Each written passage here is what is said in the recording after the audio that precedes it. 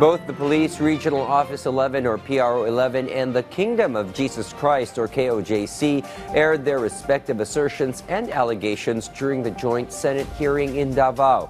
On the part of the police authorities, defended the legitimacy of their activities inside the KOJC compound, while the religious group presented all their complaints and demands against the ongoing law enforcement operation. Benji Durango has the details. The KOJC group grilled the PNP Pro 11 for 5 hours during the public hearing held in Davao City. Their resentment was evident in their presentation. Ayaw nilang magpadaan talaga. Umiiyak na yung, tulungan mo ako, di talaga kami pinapadaan. Inaatake na si Brother Lito, yung engineer namin. Hinaras na nila, gipulatan nila, tinugbog na nila lahat. Hindi sir kami makadaan. Thank Kaya you. nasabi ko, Thank you, hindi thank na tao yung umatak sa amin. Thank you, General Torre, doon sa namatay, is it true na hindi man lang yung pinapasok yung ambulansya nila para i-rescue yung nag-collapse? Hinaharangan ninyo, then ang mga pulis nyo, wala man lang ginawa para kunin yung tao na nag-collapse at dalhin, bigyan ng medication, bigyan ng first aid? Your Honor, sir, would you like it to hear from me or from my aide who actually is in the gate, sir? Can I ask him? The most credible person to answer that question, please. Mr. Osmundo Calano, my aide, sir, is the one I tasked to actually request the PNP ambulance to come inside. It's not their ambulance outside, sir. There's no ambulance na hinarang na gaya na sinasabi nila. Alam nga naman, sir, na ang kanilang ambulansya nasa labas. Sige, Ito po si sige mo, Osmundo sige mo Calano. sa'yo. We planned for this operation thoroughly, sir, including casualty mitigation.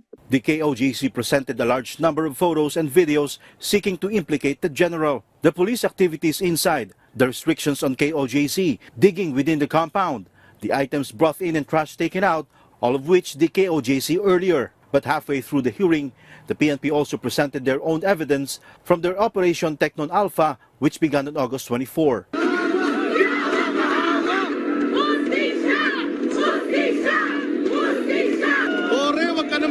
Wala ka namang isip.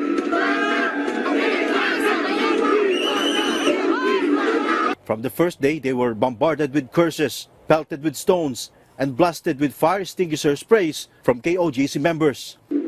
That video clearly shows the hindrances that we face every single day. By the 14th day of Operation Teknon Alpha, their activities inside KOJC remained limited. To expedite the process, the police used technology, 3 life and motion detectors, a bore scope, and 4 ground-penetrating radars were borrowed from MMDA, BFP, DNR, and some private individuals, including former churchmate of Kibuloy before KOJC. Due to the indicators the police detected, on the 6th day, they started digging.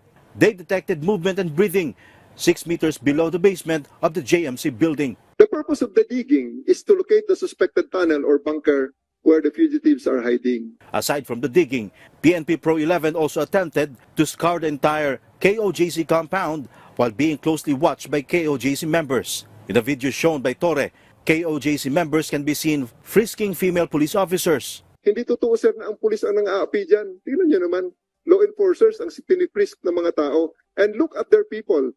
All of them wear masks. Galit pa sa amin pag pinapatanggal namin ang mask. Ironically, 3 of the suspects that we are looking for are women. And if only they were given the freedom to search inside and underneath KOJC, they could uncover what they are hearing beneath the concrete they are monitoring. But So this is our recommendation, sir.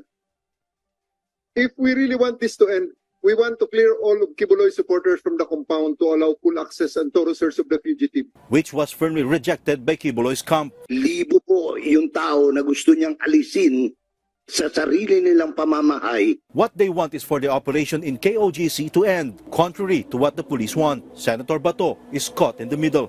I'm throwing back to you the question. How long do you intend to stay there? Sir, same with the commitment earlier. We won't stop until we arrest Polo Kibuloy, sir. Especially now, the Court of Appeals in Cagayan de Oro has already dismissed the TPO from Davao RTC for the KOJC compound. Benji Durango from the National TV for a new and better Philippines.